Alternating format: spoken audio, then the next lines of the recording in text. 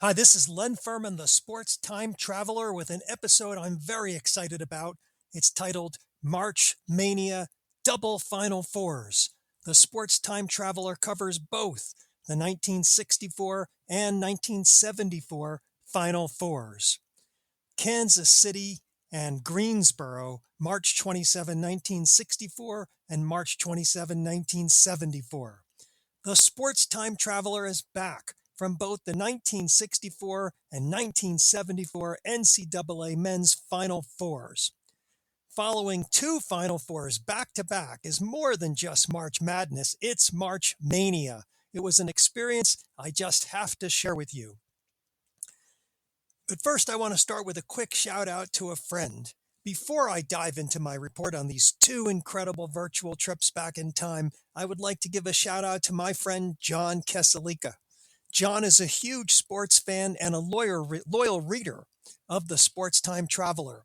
He encouraged me several months ago to cover the 1974 UCLA NC State Final Four game. And now I understand why. It was a thriller, an instant classic that had me on the edge of my seat for the entire game.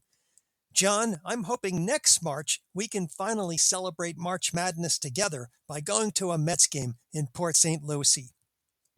And now some quick background on today's stories. For the background on today's stories, please read my earlier article on the opening rounds of the 1964 and 1974 NCAA tournament. In the written version of the Substack article, you'll find a link to that article called Double March Madness 1964 and 1974. And if you previously read the article, please note that I have now posted the podcast audio version of that article. Now, before we head to 1974, let's start with the 1964 Final Four.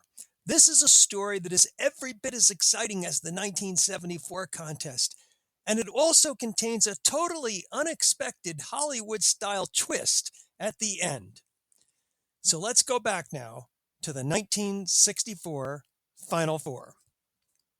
The Final Four teams here in Kansas City were UCLA, the number one team in the country at 28-0, Michigan, the number two team at 21-4, Duke, the number three team at 25-4, and unranked Kansas State with a 21-5 record. Although unranked, Kansas State came into the Final Four riding a 13-game winning streak. Kansas State reached the NCAA tournament by winning the Big Eight conference title. No team in the Big Eight was ever ranked all season. The first Final Four game, Duke versus Michigan, March 20th, 1964. The first of the semifinal games paired two teams that had met early in the season. Michigan routed Duke 83-67 on December 21st in front of their fans at Ann Arbor. In that game, Duke played zone defense and was badly out-rebounded despite having taller big men. Duke's Jay Buckley and Hack Tyson were both 6'10", while Michigan's tallest starter was Bill Bunton at 6'7". Bunton, however, was a ferocious rebounder and great all-around player, averaging 23 points and 13 rebounds. Michigan also had a great scorer in forward Cazzie Russell, who was averaging 25 points per game. In the semifinal game, Duke switched to man-to-man pressure defense. The game started out close and was tied at 31. Then Duke closed the half on a 17-8 run to take a 48-39 halftime lead. The Blue Devils never let the lead go below a 7-point margin in the second half, and they won it 91-80. Unlike their first two tournament games, Duke didn't simply rely on their All-American star player Jeff Mullins. Their two big men, Buckley and Tyson, were brilliant in the semifinal game. Buckley had a team-high 25 points and 14 rebounds, and Tyson had 12 points and 13 rebounds. Mullins, who came into the game having scored 73 points in the opening two rounds on 33 for 51 shooting, 65%, had just 21 points in the semifinal on just 8 for 19 shooting. The key to the game was that all five Duke starters played well, each scoring at least 12 points, making it a total team effort. Duke overcame a great effort by Michigan's Cazzie Russell, who shot 13 for 19 for 31 points, but the rest of the Wolverines shot just 21 for 52. Mullins told Hugh Germino, the Durham Sun sports editor, "I cannot remember a game when all 5 Duke starters played so effectively." For Duke, it was a sweet victory after losing badly in the semifinal game the prior year to the eventual champion, upstart Loyola of Chicago. Vic Bubas, the coach of Duke, on making it to Duke's first ever NCAA Finals game, told Germino, "We're happy, but not cocky." Germino, by the way, had something else to be happy about. He was voted Director of the United States Basketball Writers Association at the organization's annual meeting earlier in the day. UCLA versus Kansas State. The second semifinal game started at about 9:30 p.m. Central Time. Although UCLA entered the Final Four undefeated on the season, this UCLA team had not achieved anything previously, and UCLA had been unranked in each of the past 6 years. But under Coach John Wooden, in his 16th year at the helm, they did have one magical run to the national semifinal game back in 1962. Kansas State, on the other hand, was unranked nationally, but was coming off a big win over number 5 Wichita State in the regional final. Kansas State looked like they might continue their Cinderella run as they led the game 75-70 with 7:20 to go.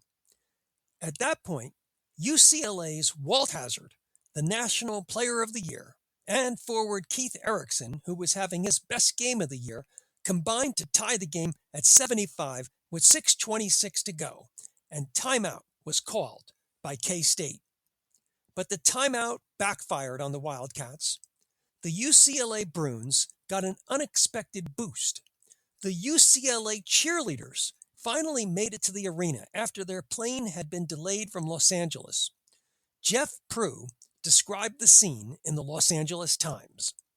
"Suddenly the cavalry arrives. During a timeout, Kathleen Johnson, Pat Shepard, who dates Walt Hazzard, Sherry McElhenney, who dates Keith Erickson, and Marcy Bryant burst onto the floor, bedecked in overcoats and cheerleading costumes. The arrival of the Bruins song, 'Girls from Los Angeles,' couldn't, needless to say, have been timed better." With the girls inspiring the players, the Bruins scored another 6 straight points to take an 81-75 lead. It was an 11-point run for UCLA, and UCLA hung on to win it 90-84. Mal Florence wrote in the Los Angeles Times about the impact of the cheerleaders on the team. "The Bruins players, who had little backing among the 10,731 partisan fans in Kansas City, immediately perked up. When play resumed, UCLA barged into an 81-75 lead. The UCLA girls insisted that they didn't time their entrance to coincide a Bruins rally, but Zsa Zsa Gabor couldn't have timed it better." Gordon S. White, writing for the New York Times, gave Walt Hazzard the credit for leading UCLA's late-game charge. "The faster, smaller Bruins were led by the playmaking of Walt Hazzard, who carried them from 5 points back with 8 minutes to go to 6 points ahead with 5 minutes remaining. That did it." Likewise, Mal Florence in the Los Angeles Times also cited Hazzard's stellar play. "Hazzard was Hazzard on Friday night, scoring 19 points and contributing 9 assists. Hazzard, who always looks to pass first, shot 7 for 10 from the field and also added 7 rebounds." The final, UCLA versus Duke, March 21st, 1964. UCLA's semifinal game had ended at nearly midnight, leaving little time for rest or practice before the final, which was played the next day at 9 p.m. Central Time, 10 p.m. Eastern Time. The finals game was not on network TV. In Los Angeles, it was broadcast on Channel 11. In Durham, the game was only available on radio on WDNC 620 on the AM dial and 105.1 on FM. Neither UCLA nor Duke had ever been in an NCAA Finals game before. Despite UCLA being undefeated, some odds makers had Duke as the favorite to win, and for some very good reasons. UCLA had no starters taller than 6'5", while Duke had a pair of 6'10" towers who had just played well in the semifinal. And UCLA had not played a ranked team since the end of December, while Duke had beaten 3 teams in the top 7 in just the past 5 weeks. Also, this Duke team had Final Four experience, having been in the semifinal game the year before. All 5 starters for Duke had played in that semifinal game the prior season. UCLA also had the pressure of trying to close out an undefeated season. If they could beat Duke, they would finish 30-0, joining only the University of San Francisco in 1956 and North Carolina in 1957 as the only teams to ever go undefeated and win the NCAA title. The game began in a tight battle. The score was tied 8 times in the first 12 minutes. With 7:14 to play in the first half, Duke forged ahead with a 30-27 lead. They had been led by All-American Jeff Mullins, who had scored 10 points in the game's first 13 minutes. And there was further reason for encouragement for Duke, as UCLA's starting forward Keith Erickson, the leading scorer in the K-State game, went to the bench with 4 fouls. And perhaps even more concerning for UCLA, their top player, Walt Hazzard, the National Player of the Year, had picked up his 3rd foul in the first half. But then came what Hugh Germino of the Durham Sun called the turning point of the game. Dick Forbes of the Cincinnati Enquirer described it this way: "Suddenly, the complexion changed almost miraculously. Stealing the ball from the Devils, passing like magicians, and whipping Duke on the boards, the Bruins, to all intents, broke the game wide open. UCLA ran off 16 straight points in just 2 minutes and 33 seconds of game time. The key moment during that stretch was described by Germino in the Durham Sun. The turning point came when Duke's Steve Van Sendek was called for an offensive foul, with Duke trailing by 3 points at 33-30. He was dribbling toward his own basket when struck from behind, and Red Mihalik, the official, called in an offensive foul on Vasendak, much to the surprise of everyone in the auditorium. UCLA got the ball and went on to score, giving the UCLAians the momentum for their 16-point splurge. How a call like that could be made in a championship game is a mystery to this writer. Jack Horner in the Durham Herald-Sun also described the play. Steve Vasendak was dribbling down court in the middle of the floor when UCLA's Kenny Washington came up from behind and whacked at the ball. Mihalik called an offensive charge against Vasendak, and the crowd booed loudly. How Mihalik could call an offensive charge on this type of play was a puzzle to everyone in the auditorium, including Washington, who thought he had committed the foul. Duke coach Vic Bubas downplayed the bad call and blamed Duke's poor shooting during the UCLA 16-0 streak. In a quote he made to the Durham Herald-Sun, he said, "We got off to a good start and played them on even terms until we lost our shooting eye, and we suffered that long, cold streak which allowed UCLA to take its big lead.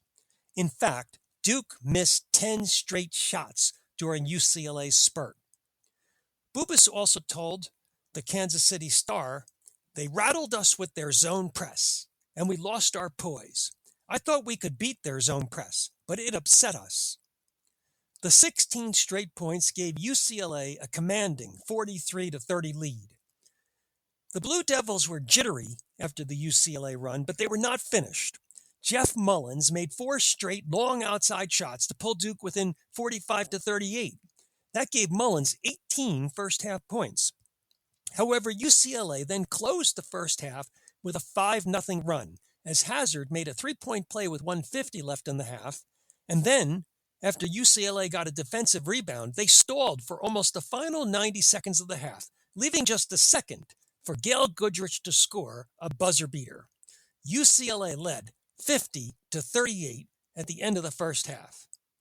In the second half, UCLA's guards were relentless in pressing Duke in the backcourt, forcing numerous turnovers. Duke never closed in on UCLA in the second half.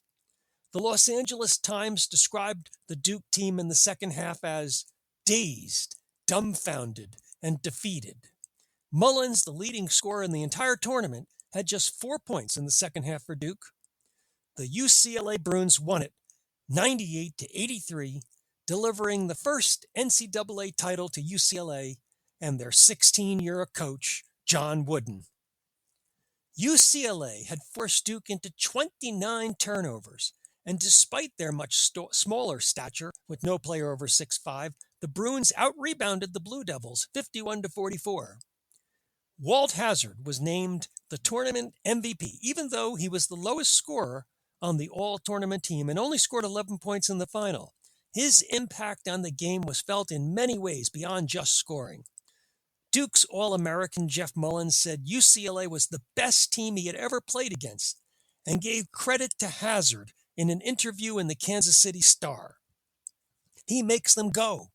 We've seen some good scoring guards, but he's the best all around. You don't have to worry as much about him shooting as much as him passing off. The Kansas City Star was also quick to praise the play of Walt Hazzard as the game's decisive factor. It was Hazzard, the leader all season, who once more calmly directed the attack, fed his teammates for easy baskets with needle-threading passes, hawked the ball on defense, and kept the Bruins poised. Hazzard himself told Hugh Dramino that team speed was the key to the championship. Duke has plenty of speed, but they couldn't run with us.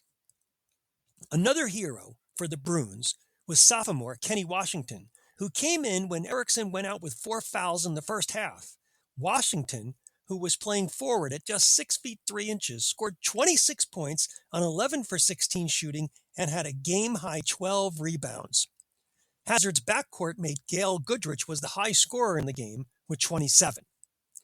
The next day, when the dejected Duke team, with their season over, arrived home at Raleigh-Durham Airport, they were in for a big surprise, as 5,000 fans were on hand. Coach Vic Bubas was quoted in the Durham Sun. "We figured there would be only 50 or so people here to meet us. This is really gratifying. We finished third in the nation a year ago, second this year. That means we're out to finish number 1 the next time." One more game. But there was no resting for the champions. The UCLA Bruins had just 5 days off before they were to play again. In this Olympic year of 1964, the U.S. Olympic Committee needs funding, and so immediately after the NCAA tournament, the Olympic Committee organized a game that pitted the newly crowned national champions, UCLA, against a team of top prospects for the Olympic team, consisting of an all-star team of the nation's best college players. The game was played yesterday, March 26, 1964, at the Los Angeles Sports Arena. The All-Stars, as they were called, were a truly stellar team. They were coached by none other than Slats Gill, the newly retired coach from Oregon State, who had failed to win his 600th game when number 6, Oregon State, was bounced from the NCAA tournament in the first round. I had reported on this in my prior article, Double March Madness.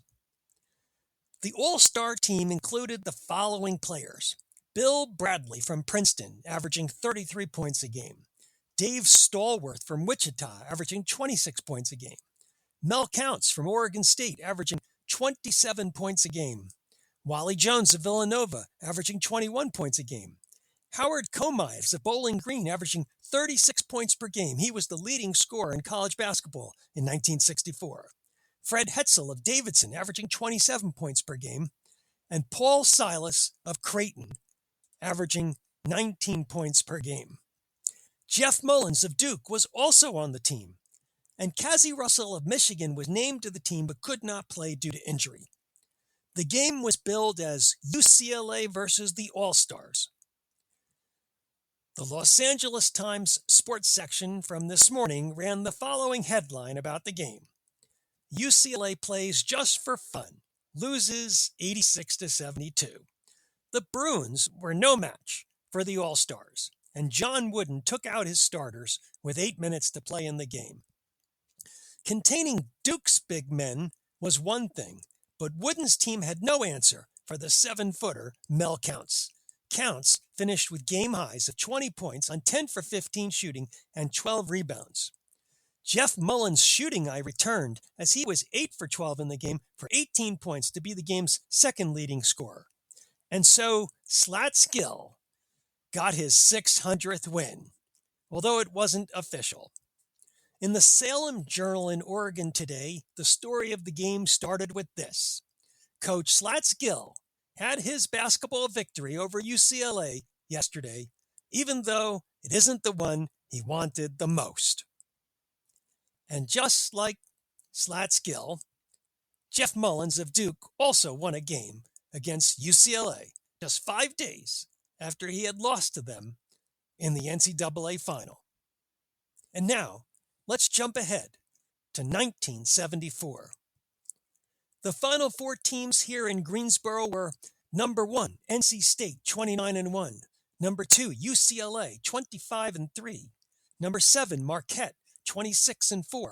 And number 14, Kansas, 23-5. Based on NCAA brackets, NC State and UCLA had to square off in the semifinal game, for which all intents was the national championship.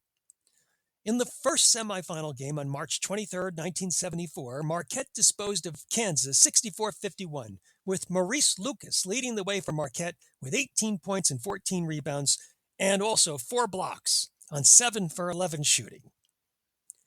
UCLA versus NC State, March 23, 1974. The second semifinal game between number 2, UCLA, and number 1, NC State, started at about 3:30 Eastern Time and was broadcast nationwide on NBC, with Kurt Gowdy as the play-by-play man. The game featured the 2 best college basketball players in the nation, UCLA's Bill Walton, who had won 3 consecutive College Player of the Year awards, and North Carolina State's David Thompson, the 6'4" Skywalker who could also shoot the lights out. Each team featured a strong supporting cast. NC State had 7'4" center Tom Burleson, one of the best big men in the nation, and someone who could potentially cause problems for Walton. UCLA had forward Keith Wilkes, a smooth shooter and outstanding defender. Both teams had been undefeated in 1973, but could not meet in the NCAA tournament due to NC State's ban on playing in the 1973 tournament. The teams did meet in a made-for-TV matchup in December, which was won by UCLA. But this was the big game. This was the one that would effectively decide the national championship. You can experience the game the same way I did by watching the full game on YouTube, and I have the link in the written version of the Substack article. Here's my commentary on the game with the timestamps on the video for easy viewing of each highlight. At the 2:30 mark on the video, Walton and Burleson each make impressive shots in their first field goal attempts, and the game is tied early at 2. At the 24-minute mark on the video, Walton hits a turnaround jumper, but NC State leads 19-18. At 24:50, Thompson really earns his Skywalker nickname on a play. He skies for a rebound, he skies for a rebound that has come all the way out to the free throw line. While he is in the air, Thompson looks around to pass before deciding to shoot. He does all that before returning to earth. He nails the shot, and NC State leads 21-20. At 29:30 on the tape, Thompson has an incredible 2-minute sequence. First, he hits 2 shots from three-point depth, although there is no three-point shot in 1974. And those 2 shots put NC State in front 27-24. Then, on the next play, he skies for a defensive rebound, and on offense, makes an alley-oop dunk to put NC State up 29-24. Thompson now has 11 points. However, he immediately draws his 3rd foul and sits down for the remainder of the first half. At 36:20 on the tape, UCLA forward Dave Myers hits a 40-foot bank shot to end the first half with the score tied at 35. At 37:15 on the tape, Bill Walton opens the second half with a jumper and puts UCLA in front 37-35. Walton now has 15 points. At 40-50 on the tape, Walton hits another jumper, and UCLA leads 41-35. At 42 minutes on the tape, Thompson steals a ball and goes coast to coast for a layup, but UCLA is still in front, 41-37. At 43 minutes on the tape, Burleson draws his third foul, trying for an offensive tap-in, with UCLA leading 45-38. At 45-10 on the tape, Walton grabs an offensive rebound and scores, putting UCLA up by 11. At 49-38, Walton has 19 points. At 46-20, Walton grabs a defensive rebound, and Burleson strips it and scores to pull NC State back within 9 at 49-40. It was a risky play for Burleson, who was in foul trouble. At 47-40, Thompson makes a spectacular save of a ball headed out of bounds. The play leads to a Burleson hook over Walton and puts NC State back within 7 at 49-42. Burleson now has 13 points. At 49-15 on the tape, Burleson reaches over the top of Walton for an offensive rebound and basket to pull NC State within 5 at 49-44. Burleson, with 3 fouls, had just made a very risky play. At 53-10 on the tape, Walton hits a jumper to put UCLA back ahead by 9 at 55-46 with 11 minutes to play. And a minute later at 54-10, Dave Myers hits a jump shot and UCLA is ahead by 11 points, 57-46. Burleson's on the bench with 3 fouls. It is looking dire for the Wolfpack. At 56-20, David Thompson hits a jumper to pull NC State within 7 at 57-50 with 9:50 to go. At the 58-minute mark, Keith Wilkes is called for an offensive foul, his 4th foul, and NC State is behind by just 3 points, 57-54.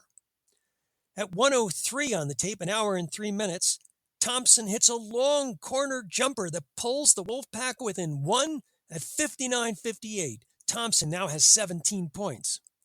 At the 1:06 mark on the tape, North Carolina State ties the game at 63 with 4 minutes to play, and then they go into a stall for 90 seconds down to the 2:30 mark to play in the game. And at that point, they lose the ball. At 1:09:20, Walton's jumper puts UCLA ahead 65-63. He has 23 points. At 1:09:45, David Thompson's alley-oop basket ties the game at 65 with 2 minutes to play. He has 21 points. At the 1:11:05 mark on the tape, UCLA stalls until there's 50 seconds to play. Then Walton shoots and misses, and Burleson grabs the rebound. NC State holds the ball and then calls timeout with 23 seconds to go, and the game tied at 65. At 1:12:40, NC State holds the ball for the last shot and misses. The game goes to overtime. At 1:14:50, Burleson hits a shot over Walton, and NC State takes the lead at 67-65 with 4 minutes to play in overtime. Burleson has 17. Then UCLA ties it at 67, and NC State goes into a stall until the last shot. At 1:19:30, Burleson takes the shot at the buzzer.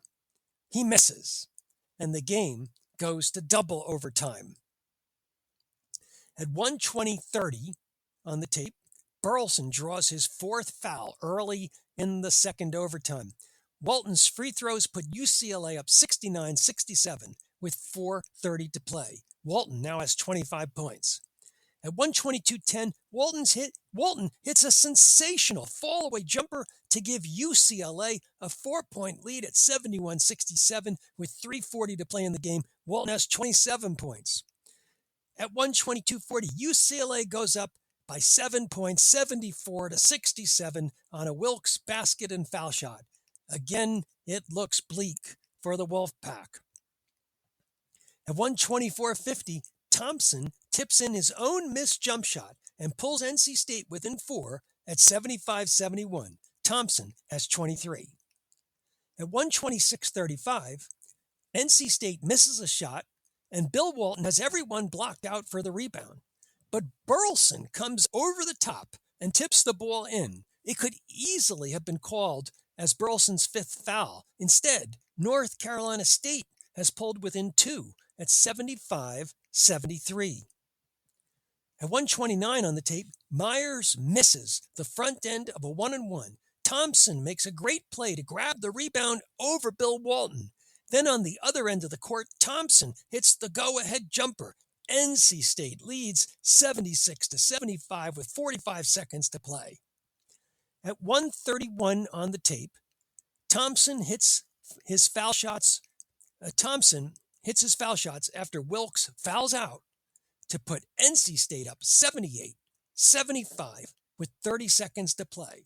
Then NC State steals the inbounds pass, and the game is effectively over. NC State earned their trip to the NCAA final by outscoring UCLA 11-1 to close the game in the second overtime.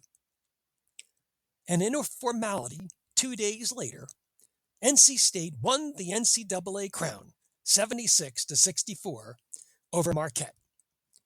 The UCLA loss in the semifinal snapped one of the greatest winning streaks in American sports history. UCLA had won 38 consecutive playoff games, dating back to 1967. The epithets for the end of John Wooden's UCLA dynasty were quick to pour in. Speaking to the Los Angeles Times, Furman University coach Joe Williams summed it up well. What he did, winning 7 straight NCAA titles and 9 in 10 years, was impossible. It was the greatest sports dynasty ever, and I doubt if anyone can ever build another one like it. Bill Walton had not played the best game of his career, but he had played a strong game, shooting 13 for 21, many on mid-range jumpers, for 29 points and 18 rebounds. Both totals were game highs for both teams.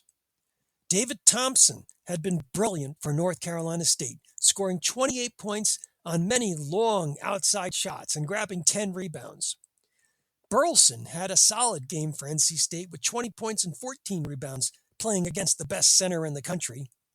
But Keith Wilkes of UCLA had a poor game shooting, just 5 for 17, and he was unable to contain Thompson at all on defense, although it's not clear that anyone can contain David Thompson.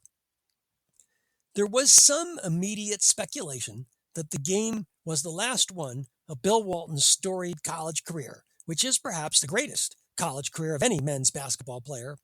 Here in 1974, the losers in the semifinal game are obligated to play a consolation game for third place in the tournament, but Walton expressed little interest in playing in the game. Coach John Wooden also expressed his disdain for consolation games. The consolation game was one that no UCLA team had to consider for over a decade. But Walton did play 20 minutes in the consolation game and ended his career with a meaningless 78-61 win over Kansas. John Wooden played all 14 of his players in that consolation game against Kansas. Wooden was a gracious loser after the semifinal game. He told the Los Angeles Times, "I'm just happy we had the run we did. It was a great one." But when asked by the Los Angeles Times if the Wolfpack was the nation's #1 team, he noted the extreme home crowd advantage North Carolina State had playing the Final Four in Greensboro, North Carolina. He said, "Well, I'd like to play them in Los Angeles, somewhere where we had 95% of the people rooting for us." Norm Sloan, coach of the Wolfpack, praised his players in the Los Angeles Times after the semifinal victory. "We beat one of the greatest teams of all time. Pressure never seems to bother these kids I have. They never give up. In the overtime, we were down by 7 and came back. This is just an unbelievable bunch of guys." Today, March 27, 1974, the New York Times ran an article describing the changes that are going to be made to the NCAA tournament. Influenced heavily by the fact that number 4, Maryland, was excluded from the NCAA tournament, because they didn't win the ACC championship over NC State. And you can see the story of that game in my article, Double March Madness, from last week. The NCAA is now going to expand the tournament from 25 to 32 teams, and they're going to allow teams in the tournament that do not win their conference championship. Well, that concludes my coverage of the 1964 and 1974 NCAA men's basketball tournament. I'd love to hear your feedback. Thanks for listening. Bye-bye now.